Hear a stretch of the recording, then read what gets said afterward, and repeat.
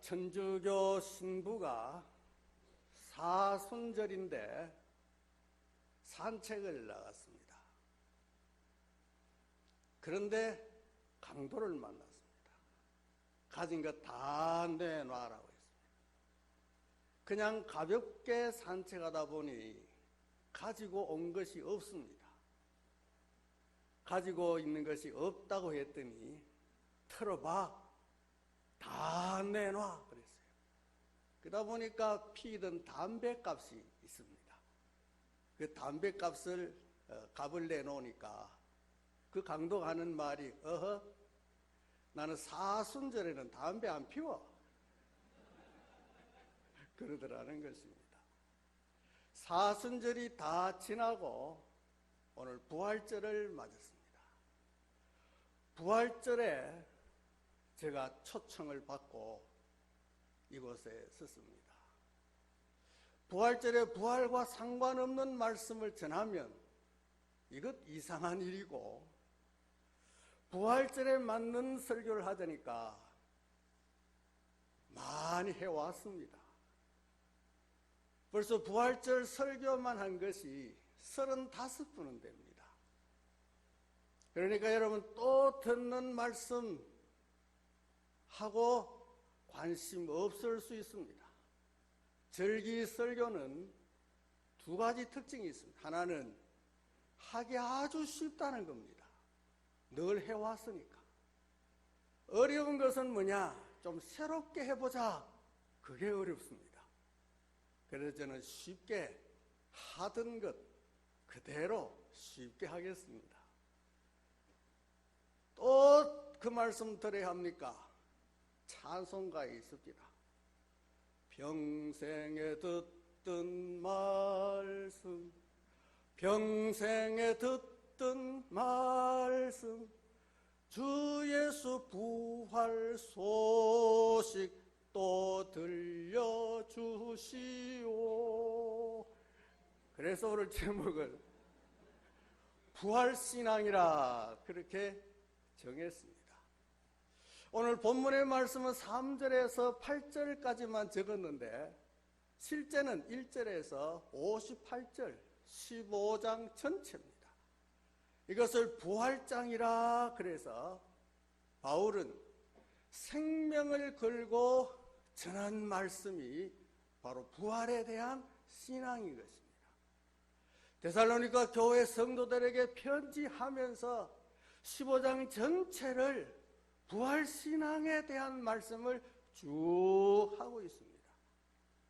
그렇다면 오늘 15장에 나오는 핵심적인 말씀이 뭘까? 첫째는 예수님이 죽으셨다는 것입니다. 예수님은 성경대로 죽으셨다. 이것이 중요한 메시지인 것입니다. 사람은 죽기를 싫어합니다. 죽지 않고 영원히 살았으면 하는 마음이 간절합니다. 왜 그러냐? 하나님께서 인간을 창조하실 때 영원히 살 수 있는 몸으로 창조했습니다. 단 조건 하나 있는데, 하나님의 언약의 약속을 지킬 때 에덴 동산에 있는 중앙에 있는 나무의 실과를 먹지 않으면 하는 겁니다. 그런데 아담이 이걸 범했습니다. 그래서 죽게 됐습니다.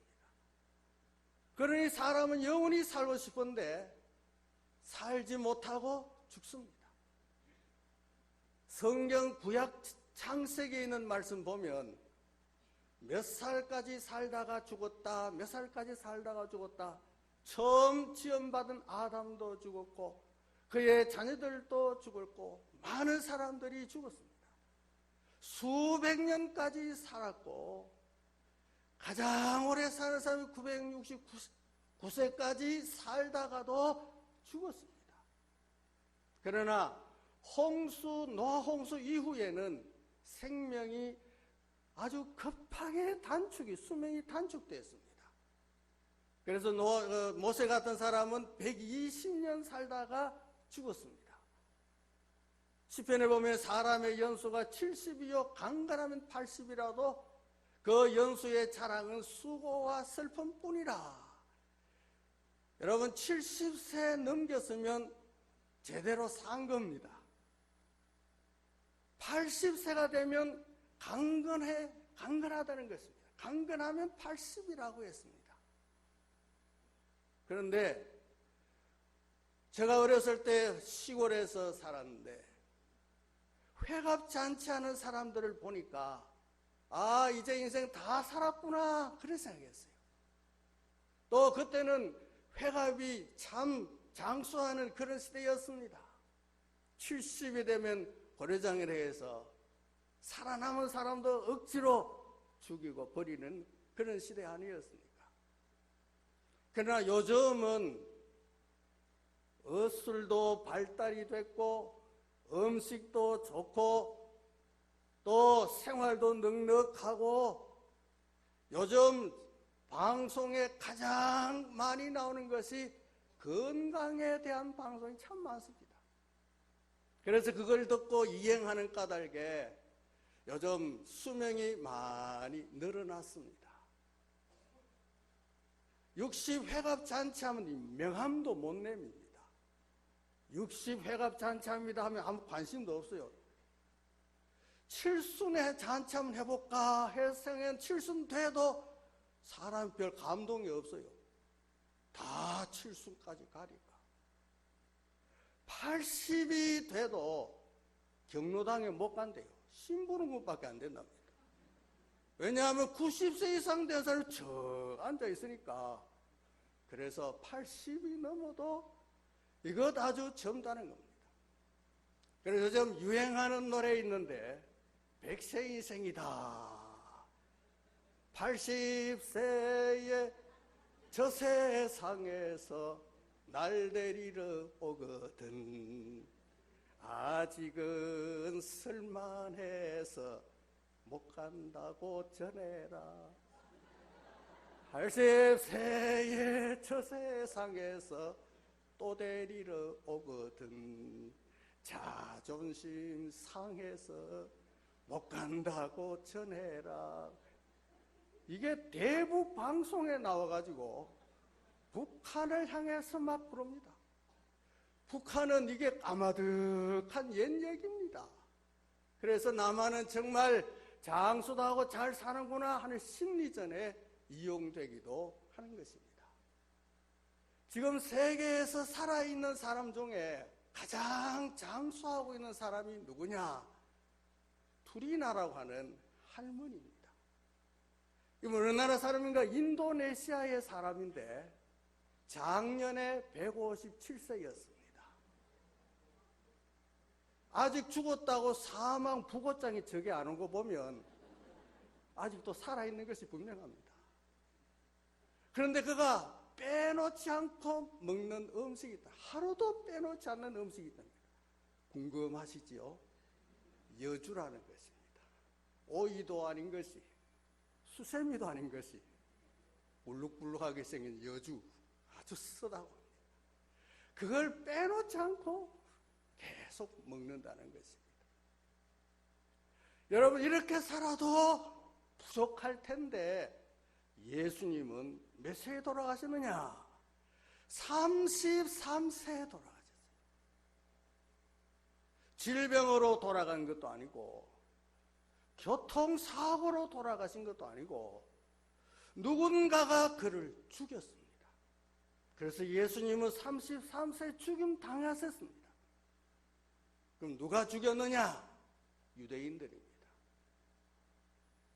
대제사장들과 서기관들과 유대인의 종교 지도자들 예수를 죽여야 되겠다. 왜냐하면 예수님 자신이 하나님의 아들이시고 예수님 자신이 메시아시고 그래서 자기 자신이 곧 하나님의 아들이라는 이 사실, 그래서 자기들이 믿는 그 율법의 신앙에 비추어 봤을 때 이 잘못됐다. 이거는 신성을 모독하는 일이다. 제거해야 되겠다 해서 억지로 죄명을 뒤집어 씌워서 예수님을 제거하기로 했습니다. 그 당시 유대나라 사람들이 사람을 죽일 때 로마의 허락 없이는 안 됩니다. 그래서 빌라도 총독에게 예수님을 넘겼고, 빌라도 총독은 예수님이 죄 없는 것을 뻔히 알면서도 밀라내할까 두려워서 예수를 사형에 처하도록 허락했습니다. 그래서 예수님에게 온갖 수모와 조롱과 괴로움을 주어서 결국 십자가에 못 박았습니다.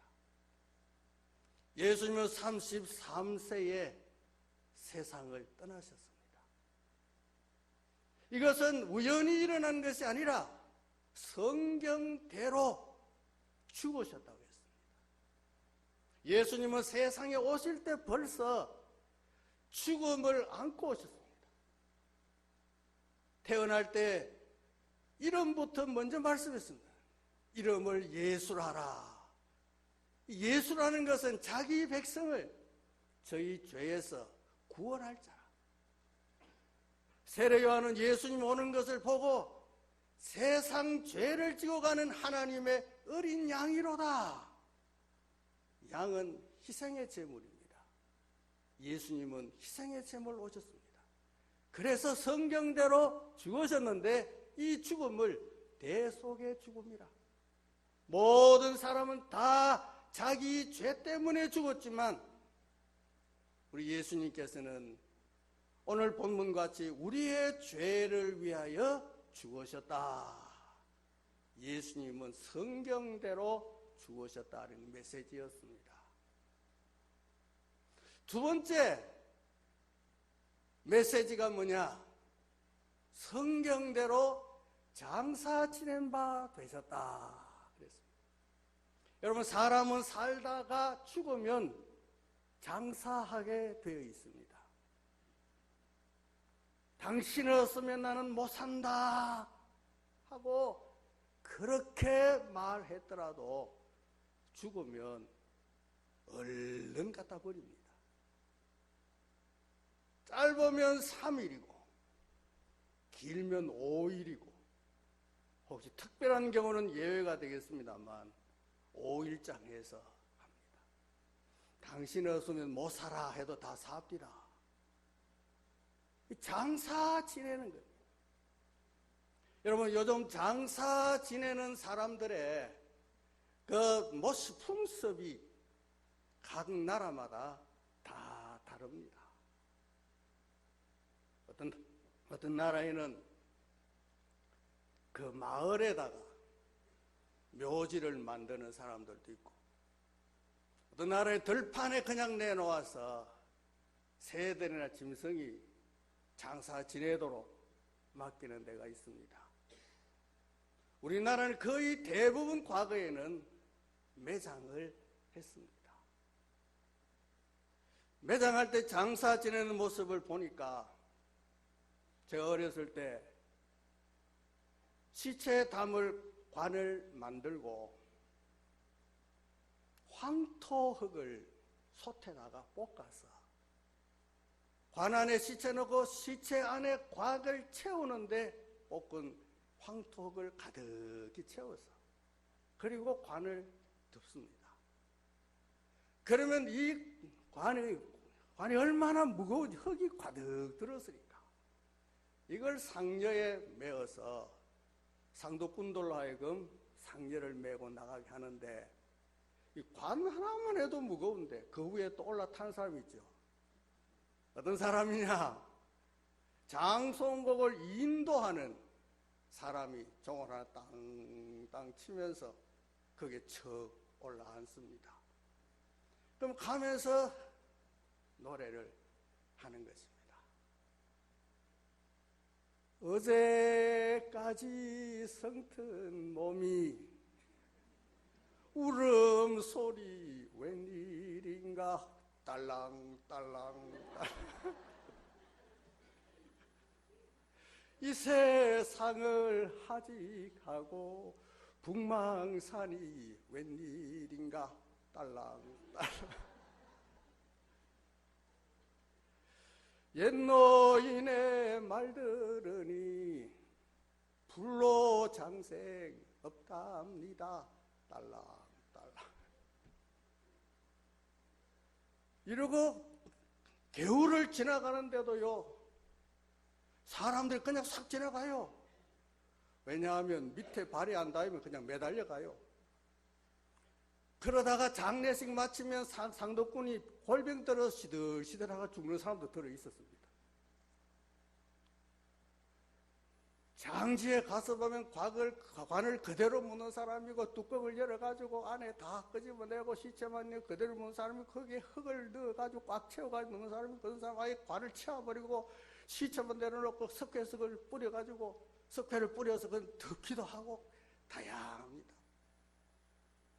그래서 요즘은 자꾸 늘어나는 것이 화장인데, 저의 동역자 가운데 한 분이 설날이 돼서 자녀들이 다 모였답니다. 얘들아, 내가 죽으면 너희들 어떻게 할래? 하게 바싹 구워드리겠습니다.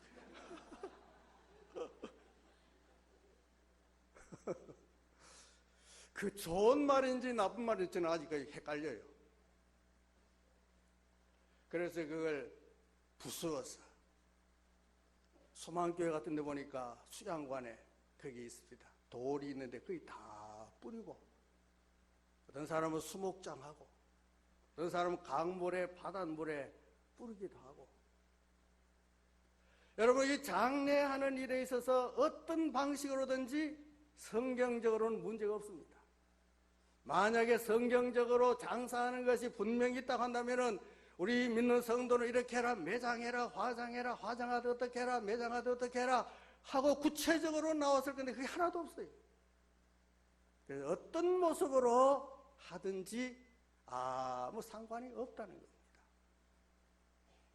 그러면 유대인들이 장례를 할 때 어떻게 했느냐? 오늘 예수님이 장례식을 했다, 장사 지낸 바 됐다고 했는데, 그러면 예수님은 어떻게 됐느냐? 여기 십자가에서 운명하셨습니다. 여기에 달리신 예수님을 장사 지내야 되는데 누가 하겠습니까? 성경에 보니까 아리마대 요셉이라는 사람입니다. 이 사람은 예수님의 제자라고 기록이 되어 있고, 그런 제자들 가운데도 부자라고 기록이 되어 있습니다. 그런 자기의 묘지를, 가족 묘지를 벌써 만들어 놨는데 새겼습니다. 한 번도 장사 지내지 않는 새 묘지가 있습니다. 그것은 바위를 파고 홀을 만들고 그 앞에다가 막을 수 있는 돌이 준비되어 있습니다. 이때 아리마대 요셉이 예수님의 시신을 관리하는 책임을 맡은 빌라도 총독에게 갔습니다. 총독님, 예수님의 시체를 저에게 주시면 제가 장사 지내겠습니다. 그랬더니 그렇게 하시오. 아리마대 요셉은 예수님의 시신을 십자가에서 내리고 자기의 새 무덤에 장사 지내는데 세마포로 곱게 쌌습니다. 그리고 그 무덤 안에 안장을 하고 돌로 입구를 막았습니다. 이게 장사 끝난 겁니다. 그런데 문제는 대제사장들과 바리새인들이 예수님께서 평소에 하시던 말씀이 기억났습니다. 나는 사흘 만에 다시 살아난다. 사람이 살아나는 일은 없는데, 장사 지내고 난 다음에 살아나는 일은 없는데 예수님이 사흘 만에 살아난다고 하니까 이 말을 듣고 있던 제자들이 예수님의 시체를 훔쳐내가지고 숨겨두고는, 보시오, 이 무덤이 지금 빈 무덤 아니에요. 다 장사 지내는데 빈 무덤이요. 이렇게 한다면 소란이 일어날 것이 분명한 일입니다. 그래서 이런 소란을 막아야 된다 해서 로마 경비병, 무덤을 지키는 경비병 병사들을 파송해서 24시간 사흘 동안 철통같이 무덤을 지켜라. 이래서 다른 무덤에서는 볼 수 없는 현상이 일어났는데 로마 경비병들이 예수님의 무덤을 지키고 있었다는 겁니다. 언제까지? 사흘 동안 예수님이 부활한다는 그 기간까지 지키게 됐던 것입니다. 이 정도 하면 예수님은 이제 모든 스토리가 끝난 겁니다.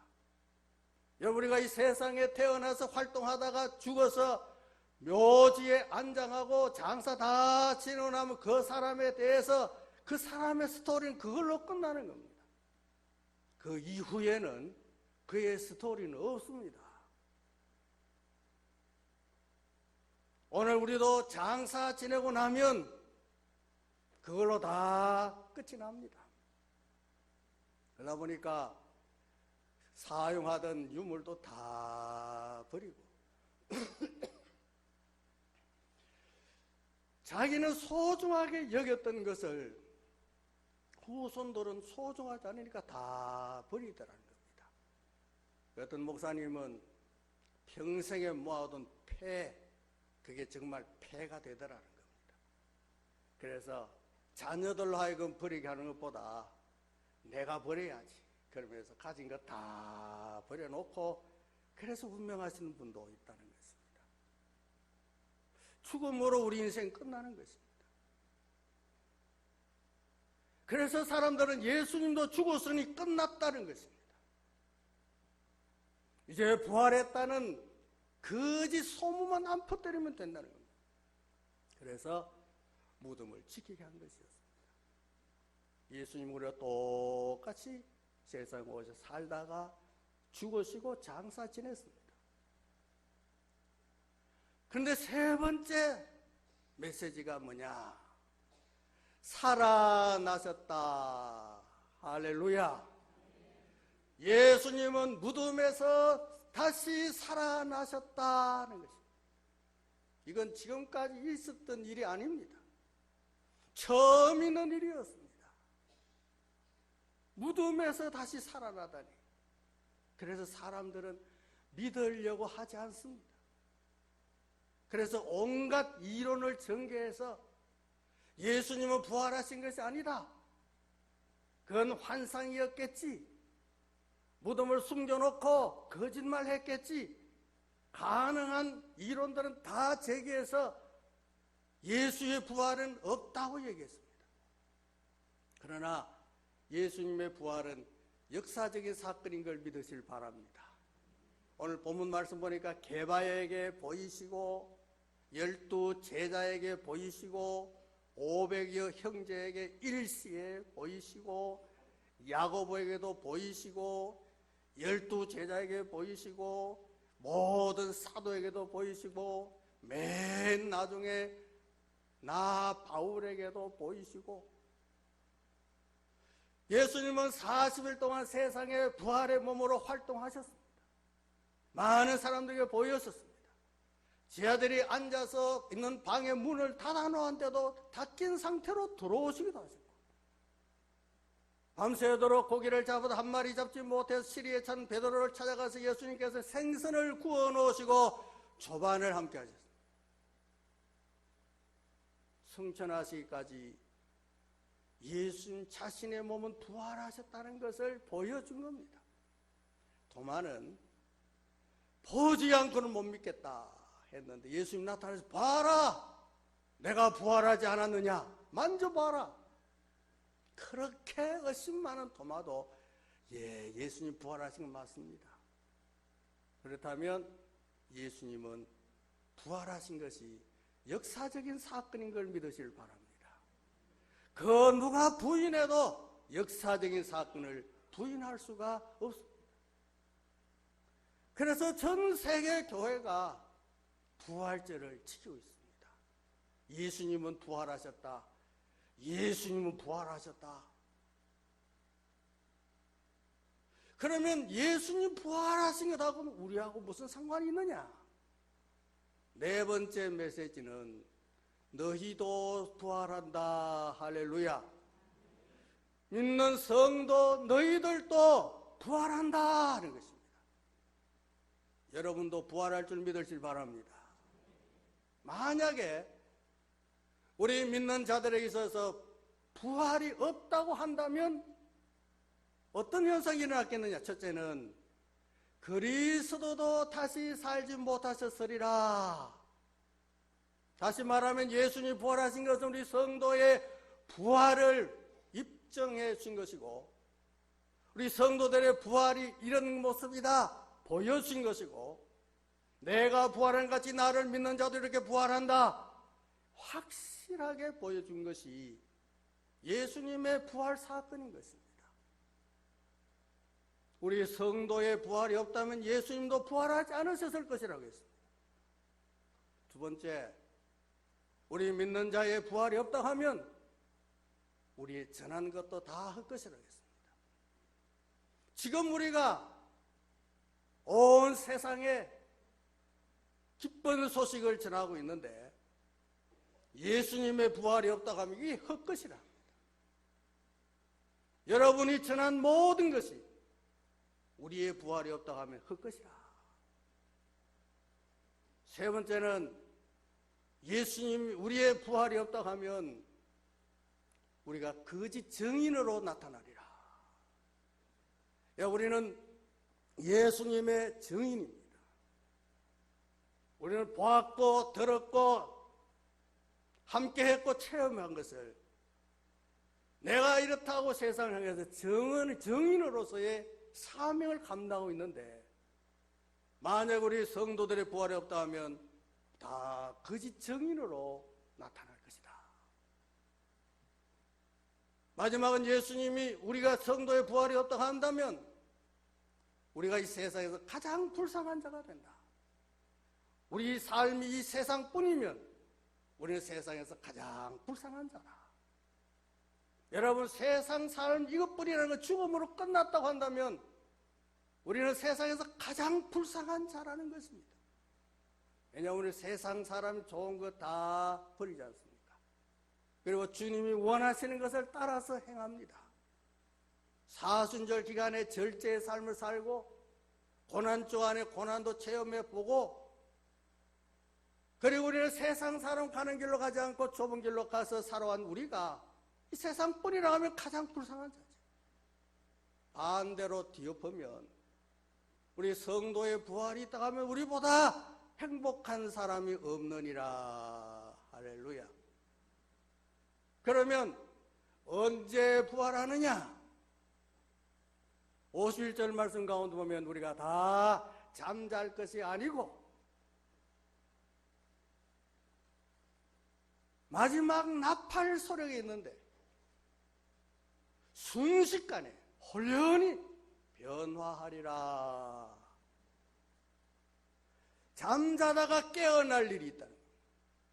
깨어날 시간 기상나팔이 있는데 마지막 나팔이라고 했습니다.